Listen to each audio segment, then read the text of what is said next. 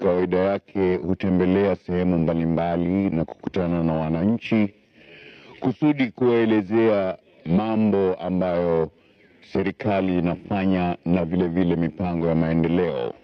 Hali kadhalika huweza kuwajulia hali na kujua namna ambavyo wanaishi na pia kuwapa mawaidha fulani kuhusika na maisha yao.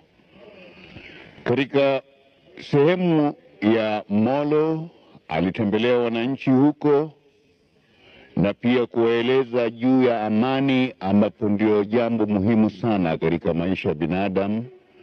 Pia kuelezea juu ya mipango ya harambee ambayo itakuwa ya vijana kuwasaidia katika mipango yao ya maendeleo ya baadaye. Hali kadhalika aliwaeleza juu ya msimamo wa chama cha KANU na kuwashukuru wale wote ambao walipigia kura chama cha KANU katika sehemu hiyo. Mimi sina haja kuchukia mtu, mimi sina haja kunung'unika kwa mtu. KANU ndio chama. Wengine wanatangatanga huko na huko, hata wanasema maneno mengine ambayo mjinga hawezi kusema.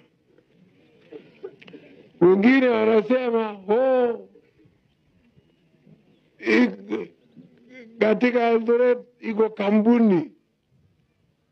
Mnajua serikali ya Kenya hapana serikali ya rejareja, ni serikali.